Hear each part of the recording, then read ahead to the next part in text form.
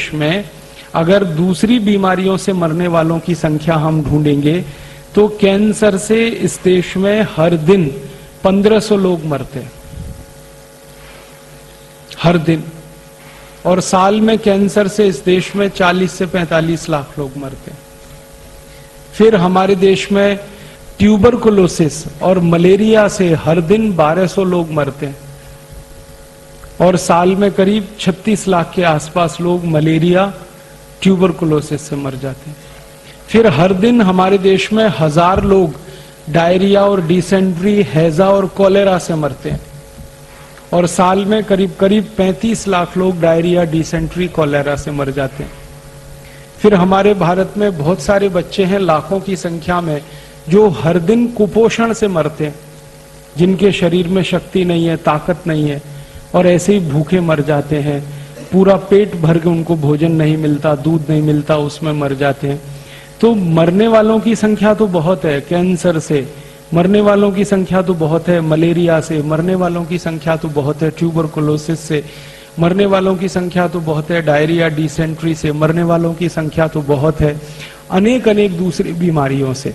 लेकिन वो बीमारियों पर हमारे देश के न्यूज़पेपर में फ्रंट पेज पे खबर नहीं आती। कैंसर से मरने वालों के बारे में कभी भी न्यूज़पेपर में और मीडिया में इतनी चर्चा नहीं होती जितनी स्वाइन फ्लू की हो रही। ट्यूबरकुलोसिस से मरने वालों की चर्चा कभी भी इतनी नहीं होती मीडिया में जितनी स्वाइन फ्लू की हो रही है। कारण जानते हैं क्या है? कैंसर की, ट्यूबरकुलोसिस की, डायरिया की, डिसेंट्री की कोई वैक्सीन नहीं बन सकती। जिन बीमारियों की वैक्सीन नहीं बनती उन बीमारियों के बारे में मीडिया में चर्चा नहीं होती, भले उसमें मरने वालों की संख्या कितनी भी जास्ती हो। लेकिन जिन बीमारियों में वैक्सीन बन सकती है और मरने वालों की संख्या बहुत थोड़ी होती है, उसकी चर्चा बहुत होती है। कारण क्या है? जब बीमारी की चर्चा होगी तो लोगों में डर पैदा होगा, दहशत पैदा होगी। जब डर और दहशत बहुत जास्ती हो जाएगी, जैसा अभी बताया कि एक पत्नी का पति मर गया और उसके मन में इतनी दहशत और इतना डर कि उसने अपने पति के अंतिम शरीर को, माने आखिरी यात्रा को 5 फीट दूर से प्रणाम किया। माने दहशत इतनी जास्ती है कि जो धर्म पत्नी अपने पति के साथ सालों साल रही एक ही कमरे में, एक ही बिस्तर पर, जब उसको ये डर लग गया कि इसको स्वाइन फ्लू हुआ और उससे ये मर गया, तो दूर से ही उसने प्रणाम कर लिया। ये हद है, ये लिमिट क्रॉस हुई है डर की, दहशत की। और ये लिमिट क्रॉस कराने में मीडिया ने बड़ी ताकत लगाई है। मैं जो आपसे कहना चाहता हूं वो ये कि स्वाइन फ्लू का जो वायरस है वो आपको कभी भी प्रभावित नहीं कर सकता। आप पूछेंगे क्यों नहीं कर सकता? हमारे में कोई सुरखाव के पर हैं, या हम भगवान के दूत हैं, या हम ज्यादा योग और प्राणायाम करते हैं, ये कारण है? कारण क्या है? कारण उसमें से दूसरे हैं जो जानने की जरूरत है।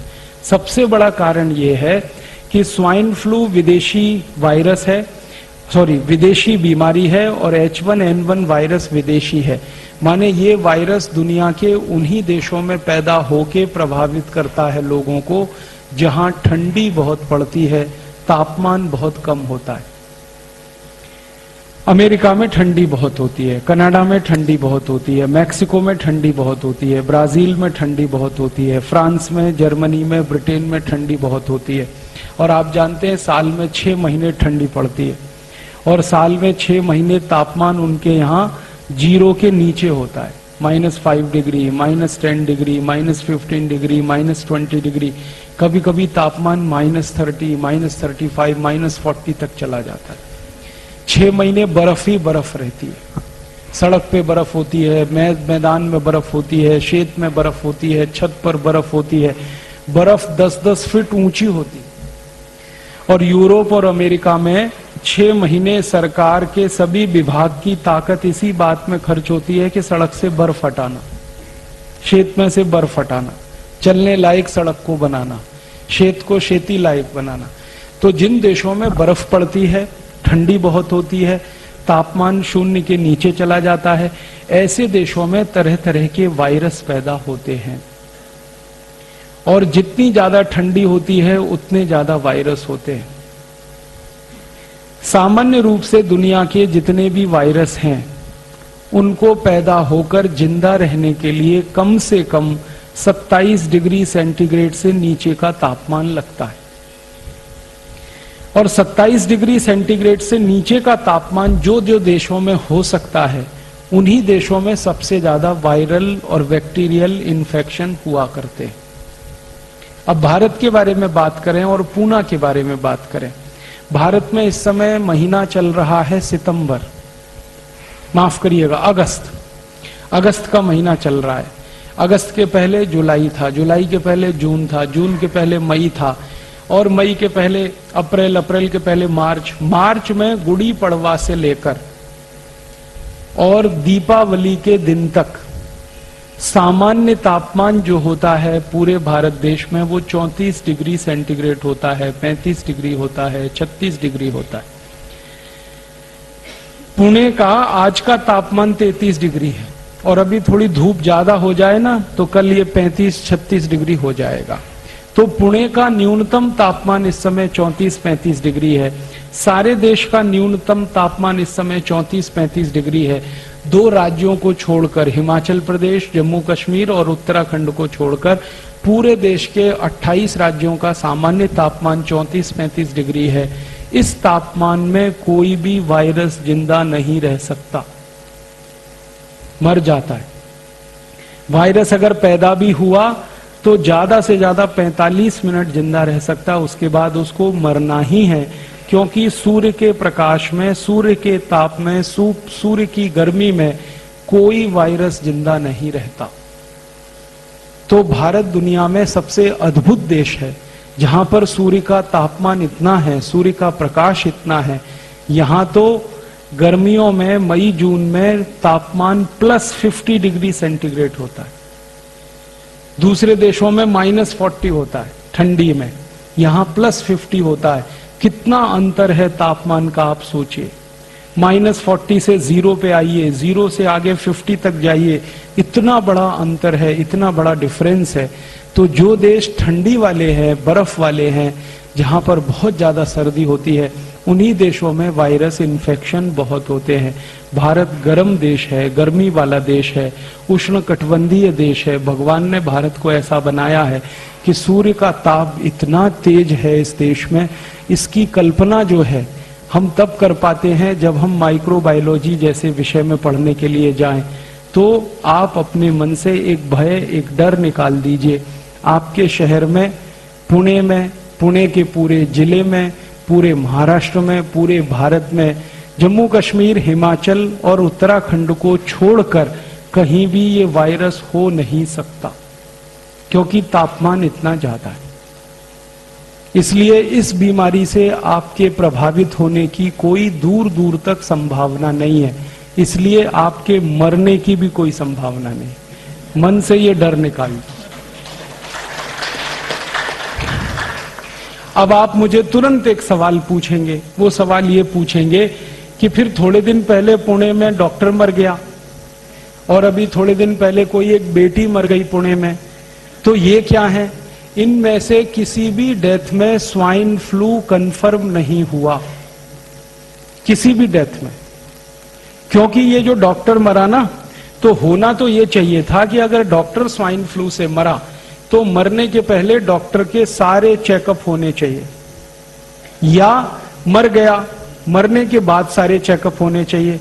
और वो जो चेकअप की रिपोर्ट्स हैं डॉक्टर की, ब्लड की रिपोर्ट उसकी, यूरिन की रिपोर्ट उसके, स्टूल की रिपोर्ट उसके, सब तरह के रिपोर्ट्स, उसका थूक है जो लार है उसकी टेस्टिंग की रिपोर्ट जाहिर होनी चाहिए। आपने पढ़ी है? क्योंकि जाहिर ही नहीं हुई है। क्यों नहीं हुई है? क्योंकि वो डॉक्टर स्वाइन फ्लू से मरा ही नहीं है, वो किसी और बीमारी से मरा, लेकिन उसकी बीमारी को मीडिया ने स्वाइन फ्लू बता दिया, बीमारी कुछ और थी उसको। इसी तरह से एक थोड़े दिन पहले छोटी बेटी मरी यहां पुणे में, उसके भी ब्लड की कोई रिपोर्ट टेस्ट हुई नहीं, कोई कंफर्मेशन नहीं है कि उसको स्वाइन फ्लू हुआ था, और मीडिया ने बता दिया वो स्वाइन फ्लू से मर गई। भारत देश में अब तक जितनी भी मृत्यु हुई है उसकी संख्या 11 है। 11 मृत्यु जितनी हुई है सबके बारे में मैं खोजने की कोशिश कर रहा हूं। किसी की भी कंफर्म रिपोर्ट नहीं है कि उनको स्वाइन फ्लू था। हां, उनकी रिपोर्ट में यह था कि उनको साधारण फ्लू था। साधारण फ्लू और स्वाइन फ्लू में अंतर है। साधारण फ्लू में क्या होता है, सर्दी होती है, खोखला होता है, जुकाम होता है, नाक से पानी आता है, आंख से पानी आता है, गले में दर्द होता है, गला बैठ जाता है, आवाज भी नहीं निकलती है, कभी कभी टेम्परेचर आ जाता है, फीवर आ जाता है, लेकिन फीवर कभी भी 101 डिग्री से ऊपर क्रॉस नहीं कर पाता। शरीर में हल्का फुल्का दर्द रहता है, बहुत थकान लगती है, बहुत कमजोरी लगती है। ये साधारण फ्लू बीमारी के लक्षण हैं। और ये बीमारी हर बार होती है बारिश के दिनों में, इसमें नई कोई बात नहीं है। पिछले साल बारिश आई थी तब भी ये बीमारी हुई थी, अगले साल बारिश आएगी तब भी ये बीमारी होगी। और भारत में उत्तर से दक्षिण, पूरब से पश्चिम सब जगह होती है। तो ये साधारण फ्लू बीमारी होगी शायद ये 11 लोगों को। फिर आप बोलेंगे साधारण फ्लू में मौत हो सकती है क्या? कभी कभी होती है। कब? जिस व्यक्ति को साधारण फ्लू हो जाए और उसके पहले उसको कोई गंभीर बीमारी हो चुकी हो। जैसे मैं उदाहरण से बताता हूं, मान लीजिए किसी को बहुत समय से टाइफाइड हो, ठीक है। अब टाइफाइड हो और टाइफाइड शायद ठीक होने वाला हो, तब तक उसको फ्लू हो गया हो। उस कंडीशन में वो आदमी मरने की स्थिति में पहुंच सकता है। इसी तरह से लंबे समय किसी को मलेरिया का बुखार आया और मलेरिया के बुखार में उसी को फ्लू हो गया, मलेरिया ठीक हुआ तब तक उसको फ्लू हो गया, उस कंडीशन में उसकी मृत्यु हो सकती है। एक बहुत खराब बुखार होता है, ज्वर होता है, ताप होता है, जिसको मस्तिष्क ज्वर कहते हैं, इंसेफेलाइटिस कहते हैं। इसमें अगर कोई व्यक्ति फंस गया हो और थोड़े ही दिन के बाद उसको फ्लू इन्फेक्शन हो जाए, वायरल इन्फेक्शन हो जाए, तो उसकी मृत्यु हो सकती है। क्योंकि इन तीनों कंडीशन में ब्लड में प्लेटलेट्स बहुत तेजी से कम हो जाते हैं और उसके बाद प्लेटलेट्स बढ़ाने के लिए एलोपैथी में कोई दवा नहीं है।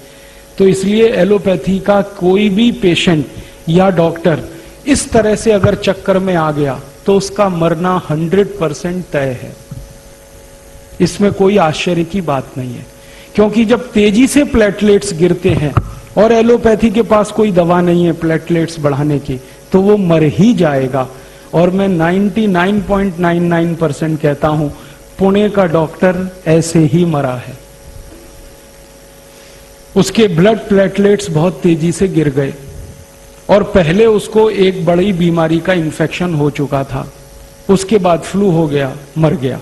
तो मीडिया ने उसको छाप दिया कि वो स्वाइन फ्लू से मर गया। क्योंकि मीडिया को इसमें क्या इंटरेस्ट है, अखबार वाले ये जो खबर छाप रहे हैं इसके लिए उनको पैसा मिल रहा है।